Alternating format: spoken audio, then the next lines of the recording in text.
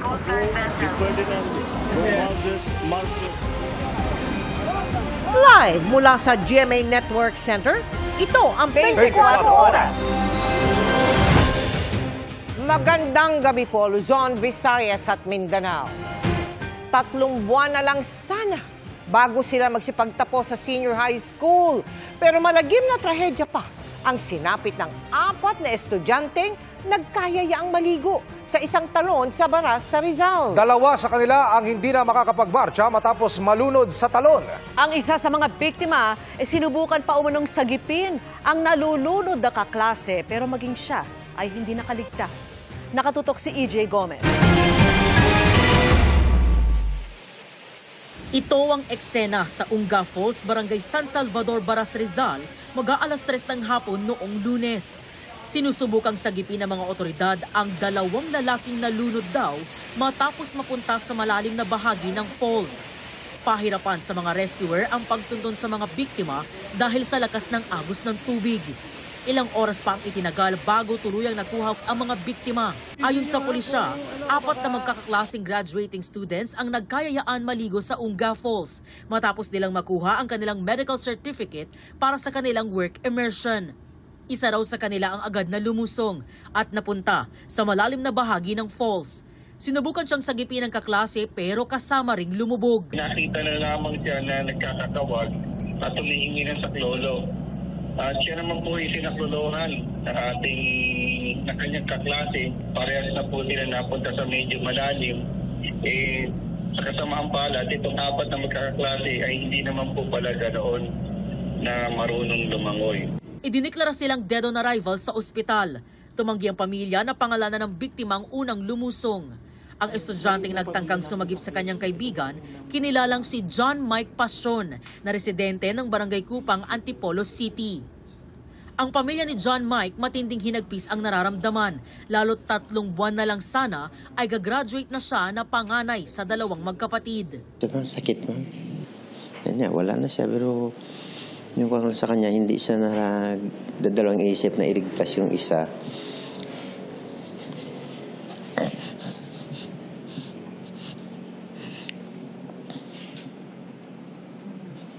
Sorry. Kahit ipapahamak niya. Parang proud na rin pero siyempre malungkot. Mas maganda sana kung nailigtas niya ang sarili niya at saka yung kasama niya. Parehong nakaburol ang 2 nasawing biktima sa Antipolo City. Bukas ililibing si John Mike. Para sa GMA Integrated News, EJ Gomez, nakatutok 24 oras. Tinambangan at sinunog ang sasakyan ng mga sundalong mag-e-escort sa mga tauhan ng United Nations Development Program sa Basilan. 2 sundalo ang nasawi. Ayon sa Philippine Army, hinihinalang MILF ang nasa likod niyan. Nakatutok si June Veneracion. Sinunog ang naiwang military truck na ito matapos tambangan ng mga lawless elements at mga miyembro umano ng Moro Islamic Liberation Front o MILF ang mga tropa ng Philippine Army sa Sumisip, Basilan kahapon.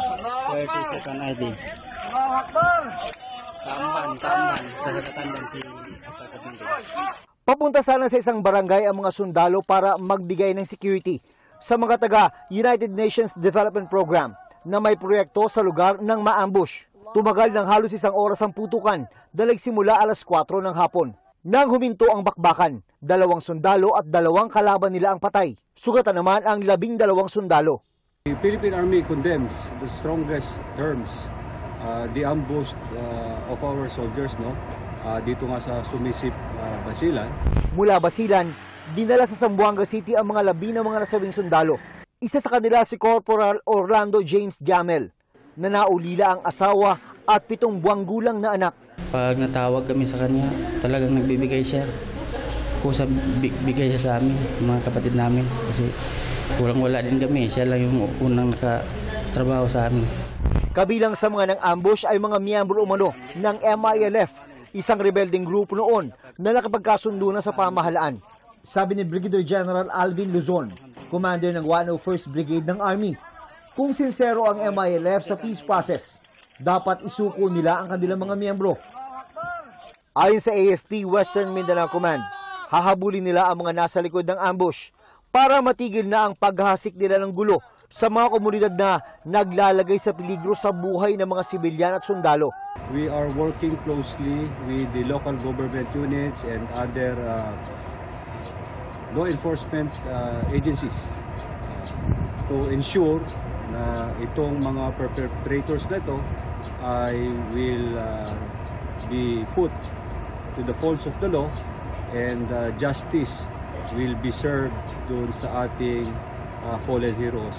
Kinundi na rin ni Presidential Peace Advisor Carlito Galvez ang insidente, kasabay ng panawagan sa liderato ng MILF na mag-imbestiga at panagutin ang mga may sala. Sabi naman ng provincial government ng Basilan, isolated incident ang nangyari.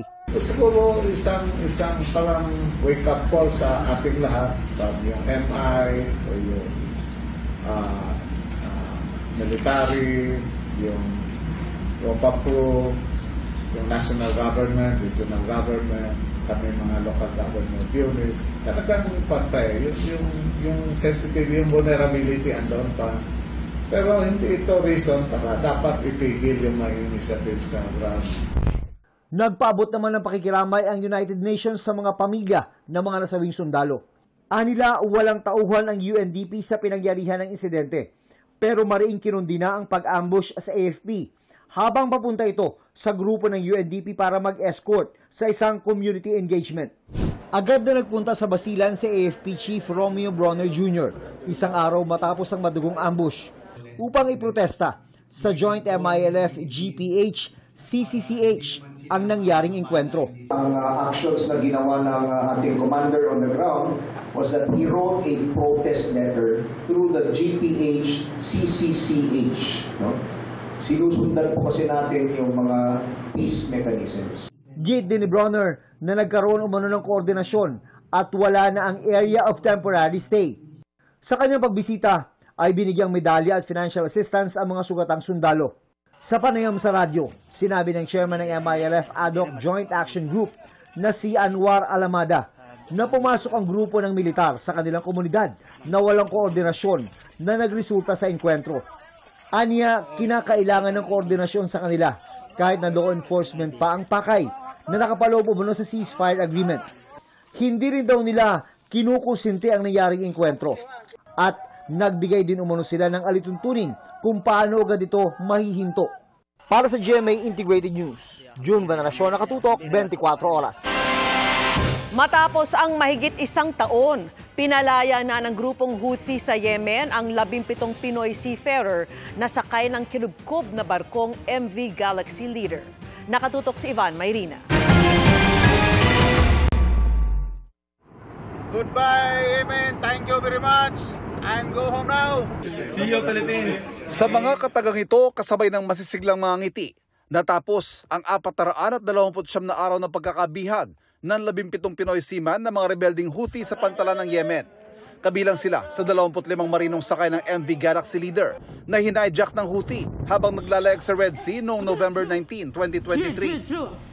Sa kanyang anunsyo ng pagpapalaya sa mga Pinoy seafarers pasado alauna kanina madaling araw, pinasalamatan ni Pangulong Marcos ang Sultan ng Oman at ang kanilang gobyerno na namagitan at nakipagnegosasyon para sa ligtas sa pagpapalaya ng mga Pinoy. Sa pahayag ni DFA Undersecretary Eduardo De Vega, sinabi niya hindi ito ang unang pagkakataon na natulungan tayo ng bansang Oman para mamagitan sa mga rebelding Houthi. Aabot sa mahigit 100 na ang mga isinagawang pag-atake ng mga rebelding Houthi ng Yemen sa mga barkong dumaraan sa Red Sea. Kabilang dyan ang ilang mga barko na may sakay na Pinoy seafarers. Tulad na lang noong March 6, 2024, nang tamaan ng missile nila ang MV True Confidence sa Gulf of Aden. 2 Pinoy ang namatay at 3 nasaktan sa naturang pag-atake. June 12, 2024 naman, 22 Pinoy seafarers din ang sakay ng inataking MV Tutor sa Red Sea. 21 nailigtas at nakalista pa ring missing ang isa. Para sa GMA Integrated News, Ivan Mayrina, nakatutok 24 oras. Dagdag gastos na hindi pa matutulungan ang mga lokal na magsasaka. Yan daw ang epekto ng paparating na anihan sakaling hindi pa mailabas ang mga bigas na apaw na ngayon sa ilang warehouse ng National Food Authority o NFA. Ipinasilip pa sa GMA Integrated News ang isa sa mga NFA warehouse na tinutukan ni Bernadette Reyes. Exclusive! Noong nakaraang taon, halos wala ng bigas ng ilang bodega ng National Food Authority nang bumagsak sa one-day ang buffer stock ng bigas. Ngayon, halos umapaw na ang bigas sa ilang warehouse ng NFA. Dito nga sa warehouse ng NFA-NCR sa Malanday, Valenzuela, inabutan pa namin kinakamada ang mga bagong dating na bigas. Sakop nito ang mga lungsod sa Camanava, Maynila, Quezon City at San Juan. Karamihan ng dumarating sa amin galing sa Region 3, Pampanga, Bulacan, Nueva Ecija, Bataan. Meron din pong dumarating galing Region 2. Tuloy-tuloy po yung dumarating. Ngayon po yung mga cropping po nung November. Newly milled po yan na nami-mill po sa Region 3. Pinapadala po dito, intended po para sa NCR. Ito yung mga bagong giling na bigas galing Nueva Ecija, ang tinaguriang Rice Granary of the Philippines na ibinabagsak ngayon dito sa warehouse ng NFA-NCR sa Valenzuela. Magiging bahagi na ito ngayon ng buffer stock na bansa. Sa ngayon, nasa 60 hanggang 70% ang laman na bigas ng warehouse na ito. Sa Region 1, 2, 3, 4, 6 at 12 kung saan sagana ang ani ng bigas, punong-puno ang warehouse ayon sa NFA.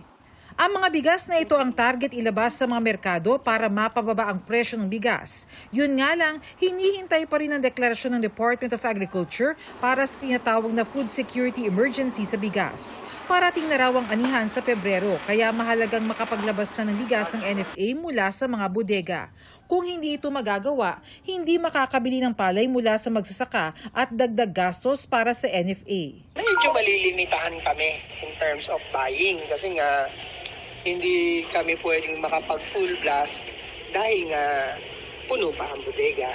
Kami hanggat kaya namin, magre-rent kami ng warehouse. Pero again, that's another cost na babawas na naman dun sa kumbaga sa binigay na budget na kulang nga.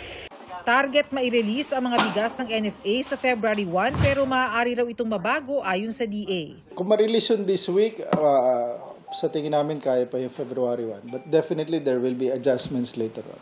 Pag ang pipirma nun yung secretary, of course, may mga dinadaanan pa yun ng mga clearances din sa kanila. We are hoping sana na ma-release amin by Monday. But of course, we are government of bureaucracy. We have to wait for the final approved signed copy. Para sa GMA Integrated News, Bernadette Reyes, nakatutok 24 oras. Ilang bahay at kalsada ang nasira at nagkabitak-bitak dahil sa magkasunod na pagyanig ng malakas na lindol sa Visayas at Mindanao kaninang umaga. Pinakamalakas sa Southern Leyte na umabot ng magnitude 5.8. Nakatutok si Mariz Umali. Grabe crack mga doon no?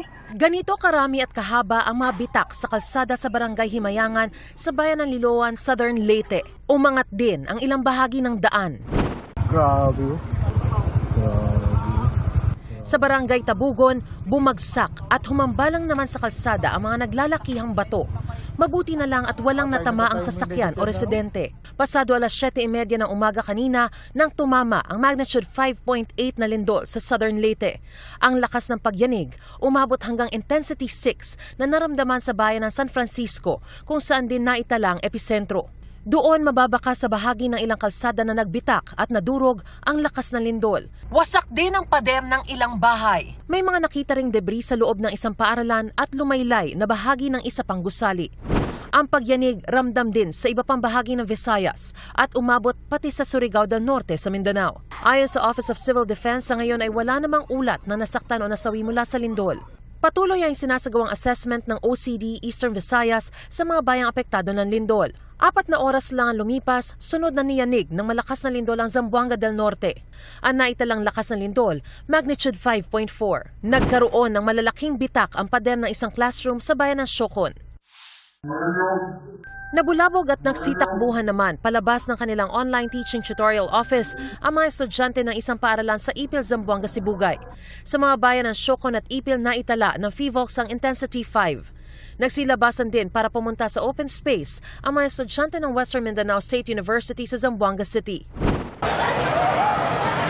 Halos ganyan din ang naging sitwasyon sa Universidad de Zamboanga.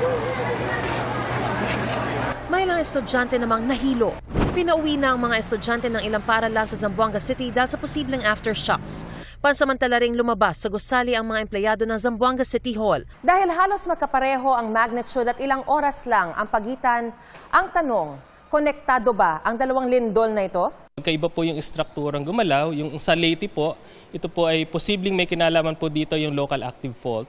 Sa Zamboanga naman po, iba rin pong active faults ang nag-cause ng paggalaw. Hindi rin naman daw kinailangan maglabas ng tsunami warning ng FIVO sa parehong insidente. So, ang mahalaga po pa rin dito ay paghahanda. So yun po yung mga poorly built, tsaka po yung mga gumagamit ng mga substandard materials. O kaya po yung mga old structures na rin. So maganda po na masuri natin yung mga structures sa may hina para po magawa ng paraan. Kailangan ba itong i-retrofit? Kailangan ba itong i-abandon? Ganun po. Para po maiwasan.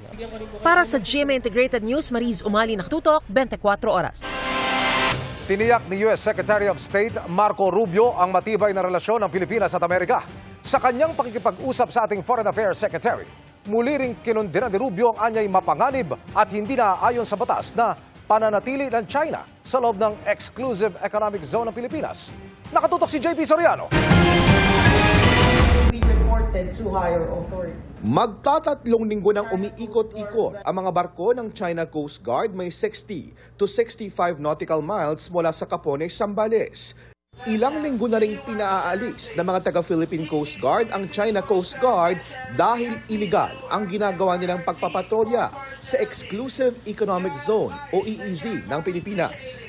Ang mga ganitong gawain ng China ayon kay bagong U.S. Secretary of State Marco Rubio ay maituturing daw na mapanganib at isang destabilizing action. Sinabi yan ni Rubio sa kanyang pakikipag-usap kay Foreign Affairs Secretary Enrique Manalo. Ayon sa U.S. Department of State, sinabi ni Rubio na ang aksyon ng China ay bumabaliwala sa regional peace and stability sa rehiyon at hindi naaayon sa international law. Ipinaabot din daw ni Rubio kay Manalo ang aniyay ironclad commitment ng Amerika sa Pilipinas sa ilalim ng Mutual Defense Treaty o MDT. Ang MDT ay isang kasunduan ng Amerika at Pilipinas kung saan obligado ang Amerika at Pilipinas na ipagtanggol ang isa't isa sa oras ng isang armed attack sa anumang sasakyang pandagat o panghimpapawid ng Pilipinas o Amerika sa karagatan kabilang na ang West Philippine Sea. Sabi naman ni Manalo, napag-usapan nila ni Rubio ang kahalagahan ng alyansa ng Amerika at Pilipinas para sa seguridad at ikauunlad ng Indo-Pacific region. Umaasa raw si Manalo na mapapanatili ang matibay na relasyon ng Amerika at Pilipinas. Bukod kay Rubio, ang Japan nagpahayag din ng pagkabahala sa mga ginagawa ng China Coast Guard sa Pilipinas. Japan views with serious concern the continued and intensified attempts to unilaterally change the status quo by force in the South China Sea. Over the past year, we have seen troubling developments, especially with the alarming frequency of harassment by China Coast Guard vessels against Philippine ships. Sa gitna nito, ang Typhoon missile system ng Amerika na patuloy na nananatili sa Pilipinas, inilipat ng pwesto ng Amerika base sa ulat ng Reuters News Agency. Ayon sa mga satellite photos na ito na nakuha ng Reuters, makikita pa ang mga Typhoon equipment sa Lawag International Airport sa Ilocos Norte noong December 30. Pagsapit ng January 8, wala na ang mga ito doon. Ayon sa Reuters, sinabi ng US Indo-Pacific Command na inilipat na ito sa hindi tinukoy na lokasyon sa Luzon. Ang Typhoon ay gumagamit ng Tomahawk cruise missiles na kayang mag-deploy ng missile hanggang China at Russia mula sa Pilipinas.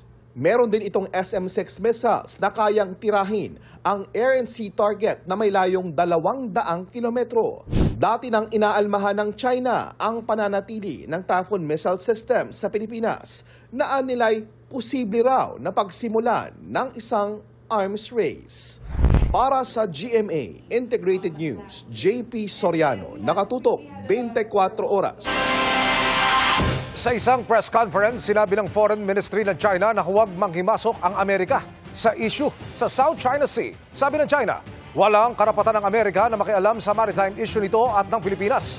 Hindi raw dapat maisantabi ang soberanya at maritime rights ng China. sa military cooperation ng Pilipinas at Amerika. Hindi rin dapat nito hikayatin ang anilay illegal claims ng Pilipinas. Tinawag naman ng China na delikado at irresponsable ang paglilipat umano ng Amerika sa Typhoon missile launchers sa ibang lokasyon mula po sa Lawag, Ilocos Norte. Posible raw mag-udyok ng geopolitical confrontation at isang arms race ang paggamit ng intermediate range missile system bilang offensive weapon ng Pilipinas. Natanggap na ni Pangulong Bongbong Marcos ang inihaing substitute bill ni Senadora Risa Ontiveros sa kontrobersyal na Senate Bill 1979 o Prevention of Adolescent Pregnancy Act of 2023. May tinanggal na kataga ang senadora sa panukalang batas na nabiktima umano ng fake news. At nakatutok si Maki Pulido. Sa original version ng Senate Bill 1979 o Anti-Teen Pregnancy Bill, walang binabanggit tungkol sa masturbation o sexual feelings ng mga bata. Pero para sa mga kontra sa panukalang batas, ito ang kahulugan ng katagang guided by international standard na nakasulat sa panukalang batas. Tinanggal na ni Senator Risa Ontiveros ang katagang ito sa inihain niyang substitute bill. Nilinaw din na 10 years old pataas lang ang bibigyan ng comprehensive sexuality education at 16 years old pataas ang maaaring magka-access sa contraceptives kung may parental consent. Sa totoo lang daw na fake news lang ang panukalang batas. Ang totoong pambubudol ay yung ginawa ng mga nag-fake news laban sa bill. Ang totoong pangbubudol ay yung mga nagkalat ng disinformation at nanakot. Naipadala na ng Senado ang kopya ng substitute bill sa Office of the President. Ayon sa Pangulo, kailangan niya muna itong basahin. Una nang sinabi ng Pangulo na i-veto niya ang original version ng Senate Bill 1979. Noong 2017 pa, panahon ng 17th Congress, sinusubukang isabatas ang Anti-Teen Pregnancy Bill. Itong 19th Congress, pumasa na ito sa Kamara.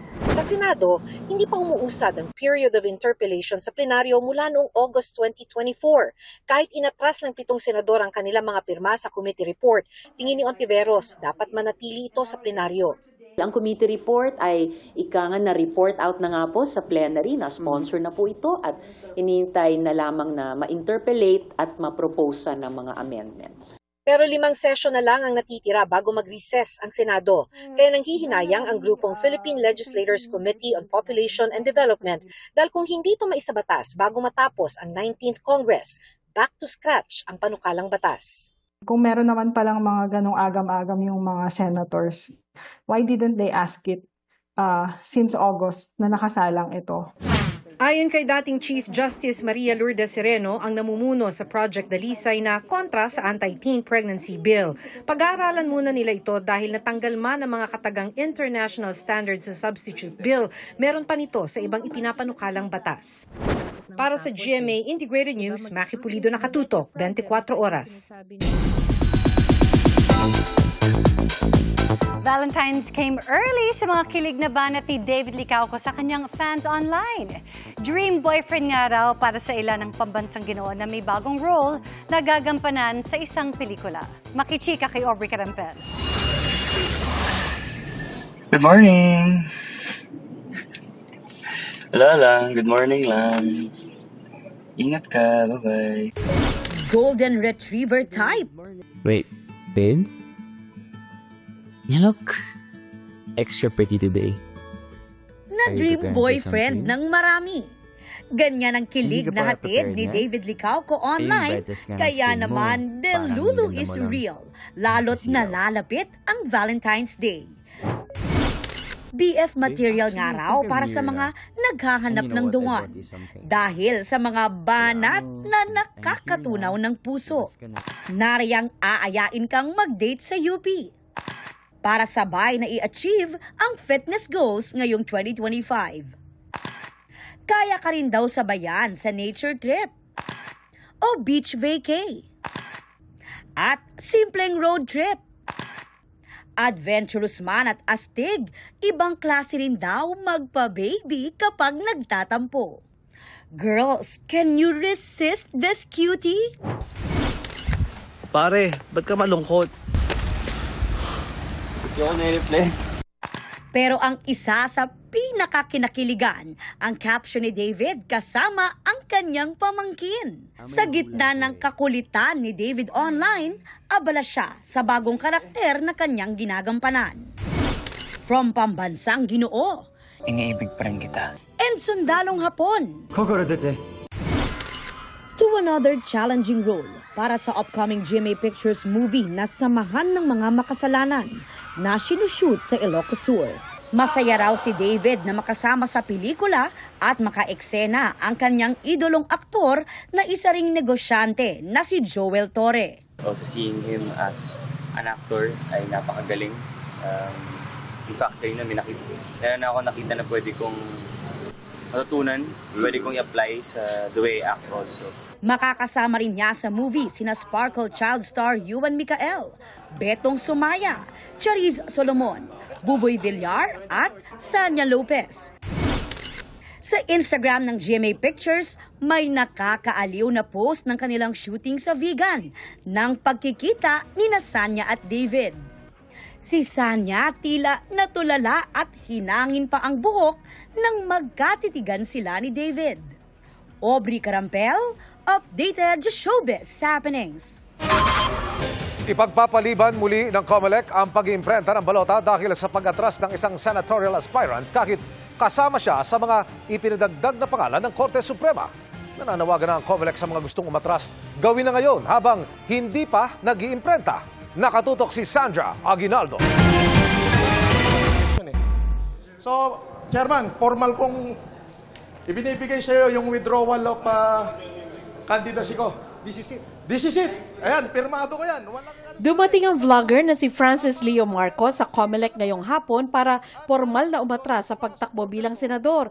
Ito ay sa kabila ng nakuha niyang Temporary Restraining Order o TRO mula sa Korte Suprema matapos siya ideklarang nuisance candidate o panggulo lang ng COMELEC.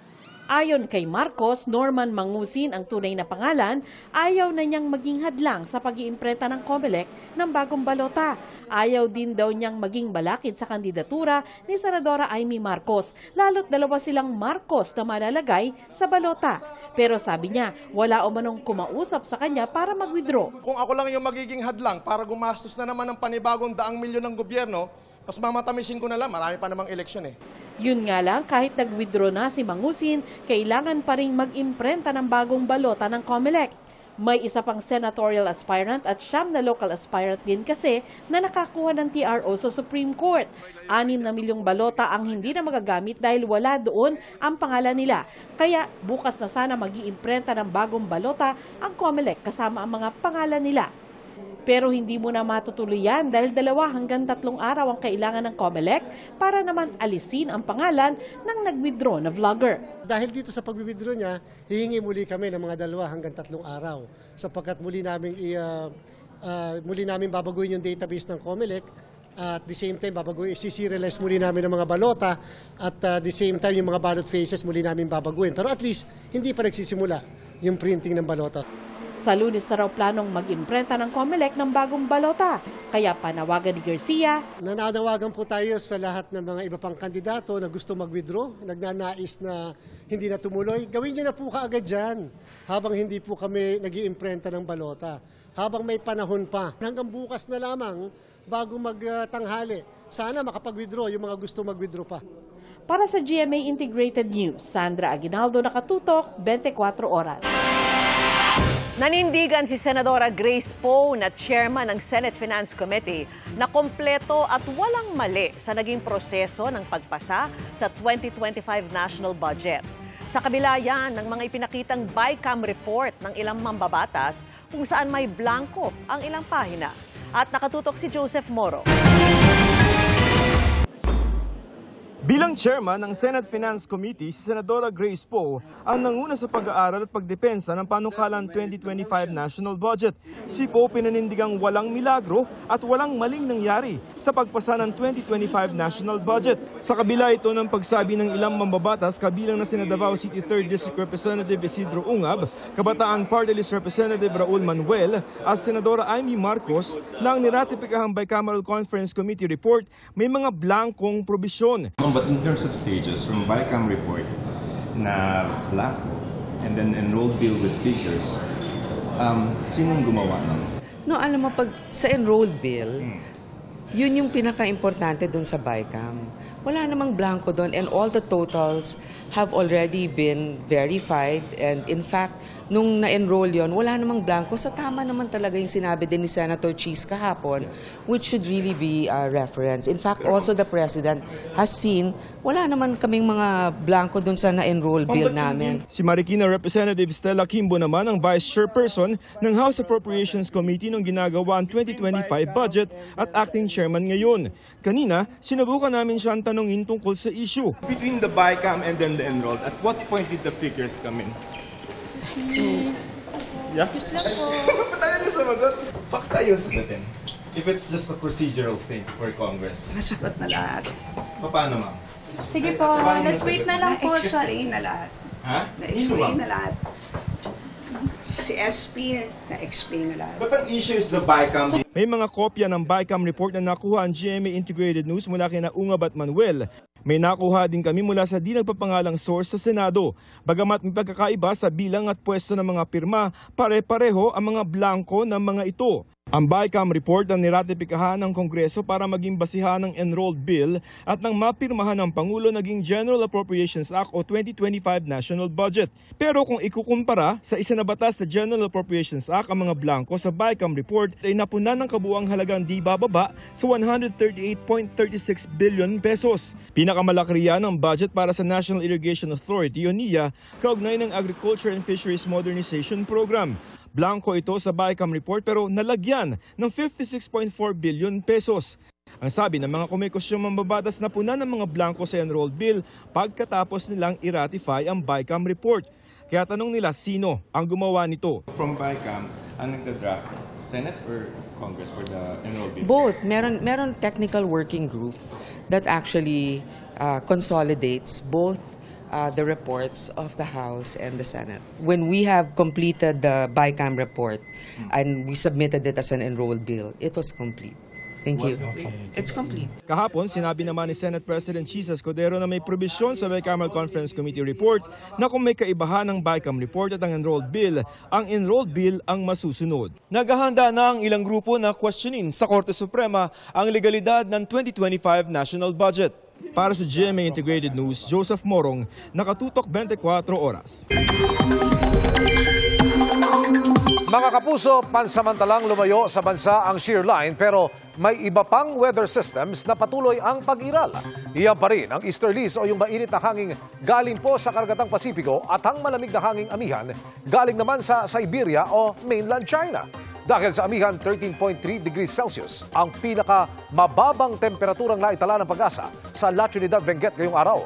Nasa 15 degrees Celsius sa Baguio City, habang 19.3 hanggang 19.8 degrees Celsius naman sa Coron, Palawan, Tanay Rizal at Abucay, Bataan. Malamig din ang umaga sa Metro Manila. Bandang alas 7 nga, nasa 22.2 degrees Celsius ang pinakamababang temperatura sa Quezon City. Base naman sa rainfall forecast ng Metro Weather, mababa ang tsansa ng ulan sa umaga sa halos buong Luzon, malibang lang sa Palawan, Mindoro Provinces, Quezon, pati sa Sulu, Archipelago at Socsangen. Magtutuloy-tuloy yan sa hapon, pero mas matitinding ulan na ang posibleng maranasan sa Palawan. May mga pag-ulan na rin sa ilang bahagi ng Western Visayas at Samar Provinces. Mas marami na ring uulanin sa Mindanao at may heavy to intense rains pa rin na posibleng magdulot ng baha o landslide sa Metro Manila. Wala pang ulan sa umaga pero pagsapit ng hapon, unti-unting tataas ang tsansa ng ulan sa ilang lungsod. Inilabas ng Oculum Research and Analytics ang resulta ng ginawa nilang Senatorial Preferences Survey noong ika-4 na quarter ng 2024 para sa eleksyon 2025. Nakatutok si Salima Refran.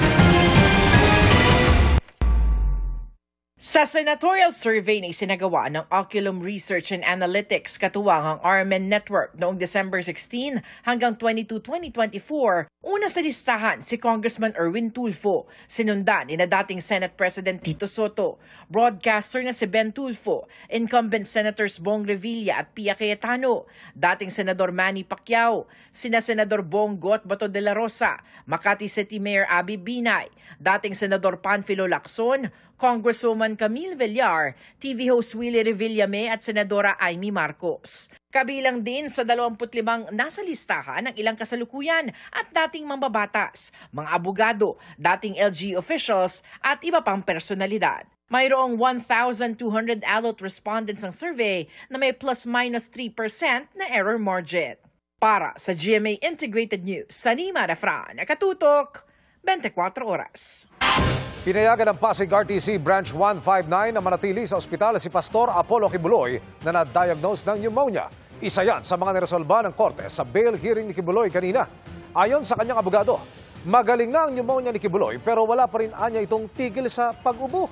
Nitong Sabado, dinala sa Rizal Medical Center si Kibuloy matapos umunong mahirapang huminga. Inihintay ng kanyang kampo ang rekomendasyon ng ospital kung kailan siya pwedeng ibalik sa piitan. Sumailalim naman sa cross-examination kanina ang complainant na si alias Amanda. Muling magpapatuloy ang pagdinig sa February 6. Isa sa mga unang iniutos ni US President Donald Trump sa kanyang unang araw sa pwesto, ang 70 araw na suspensyon sa foreign assistance ng Amerika sa ibang bansa. Ano kaya ang posibleng epekto nito sa Pilipinas at sa mga sektor na nakikinabang nito? Nakatutok si Mark Salazar. Sabi nga nila tungkol sa impluwensya ng US, kapag umubo ang Amerika, sisipunin ang mundo. Hindi lang sipon ang aabutin daw natin kapag naramdaman na ang inanunsyo ni US President Donald Trump na pagsuspinde sa kanilang foreign assistance sa ibang bansa. 70 araw o 3 buwan na ang ipapatupad na foreign aid suspension habang nire-review raw ng Amerika ang lahat ng mga ito. Gusto raw kasi ni Trump na matiyak na may pakinabang din ng Amerika sa tulong na ibinibigay nito sa ibang bansa. Kung sakali, sabi ng isang eksperto, malaking dagok ito sa Pilipinas lalo't sa Amerika daw tayo kumukuha ng pinakamalaking US military aid sa East Asia Pacific region. Ito ay dapat na maging wake-up call sa Pilipinas na hindi tayo pwedeng umasa na para depensahan natin, ipagtanggol natin ang ating teritoryo, kailangan andyan dyan lagi ang Amerika. Malaking tulong ang Amerika pero hindi yan sigurado na laging nasa atin. Pero sinasabi ng datos ng GMA News Research na mas higit ang epekto ng suspendidong US foreign assistance sa ating kakayahan sa kalusugan, agrikultura, disaster at education. 84% kasi ng $258 million na US aid noong 2023 ay para sa economic assistance para sa Pilipinas. Maapektuhan tayo, lalong-lalo na kung healthcare yan, no? Lalong-lalo na doon sa mga bakuna, lalong-lalo na doon sa mga assistance na ibinibigay nila sa atin sa pangkalusugan, makakaapekto yan. Ang US Agency for International Development ay nandito, marami din silang mga programa dito, meron silang mga capability programs para po sa ating mga ahensya. Matitigil yan kung sinasabi nila na hindi sila pwedeng mag-disburse. Lilinawin pa rin natin kung damay ba sa suspension order ni Trump ang kanilang mga Official Development Assistance o ODAs. $616 million ito noong 2023 para sa 40 mga development projects natin. Para sa GMA Integrated News, Mark Salazar, Nakatutok, 24 Oras. Nakatakda ng makipag-usap ang Pilipinas sa International Criminal Court o ICC sa gitna ng gumugulong nitong investigasyon sa war on drugs ng Administrasyong Duterte ayon kay Justice Secretary Crispin Remulla. Sa panayam ng news agency na Reuters, sinabi ni Remulla na gagawin ang dialogo sa lalong madaling panahon sa isang maayos na paraan at para sa diwa ng pagkakaisa. Hindi naman daw ipinagbabawal ng batas ang pakikipagtulungan sa isang international tribunal. Pero may mga area anyang maaring pagtulungan ng Pilipinas at ICC. Nang tanungin sa posibilidad na pagsapi muli ng bansa sa ICC, sabi ni Remulla, ibang issue pa raw ito. Sa ngayon, sinisimula na raw ang pagtukoy sa limitasyon ng pagiging isang non-member ng ICC. Pati na rin ang saklaw sa mga krimeng naganap bago ang pagkalas ng Pilipinas noong Administrasyong Duterte. Maaari rin daw makatulong ang ICC sa pagpapabilis ng sariling investigasyon ng Pilipinas sa war on drugs. Sinusubukan ng GMA Integrated News na kunan ng pahayag si dating Pangulong Rodrigo Duterte kaugnay rito. Pero nauna niyang sinabi sa pagdinig sa kamera na dapat bilisan ng ICC ang kanilang investigasyon. Ipinagluluksa ni Alden Richards ang pagpanaw ng kanyang lolo. Kwento ni Alden, pumanaw ang kanyang lolo 2 weeks ago. Ito raw ang dahilan kung bakit din siya nag-hiatus o social media break. Sa pagkawala ng kanyang lolo, napatunayan daw niya na mas mahalaga ang pamilya sa kahit anong bagay. Drop everything. Walang makakapigil sa akin kahit sino when it comes to family. If something goes wrong or something happens, kasi of course we live in a very demanding world of show business, but iba kasing usapan pag pamilya na eh. Of course, a lot of Filipinos and a lot of our kababayans can relate to that. Blessed lang ako. Ito, producer yung Death March, yung cutter. And that's my chika this Thursday night. Ako po si Iya Arellano. Miss Mel, Miss Vicky Emil. Thanks, Iya. Salamat, Iya. Thanks, Iya. At yan ang mga balita ngayong Huwebes. Ako po si Mel Tiangco. Ako naman po si Vicky Morales para sa mas malaking misyon. Para sa mas malawak na paglilingkod sa bayan, ako po si Emil Sumangil. Mula sa GMA Integrated News, ang News Authority ng Pilipino. Nakatuto kami 24 oras.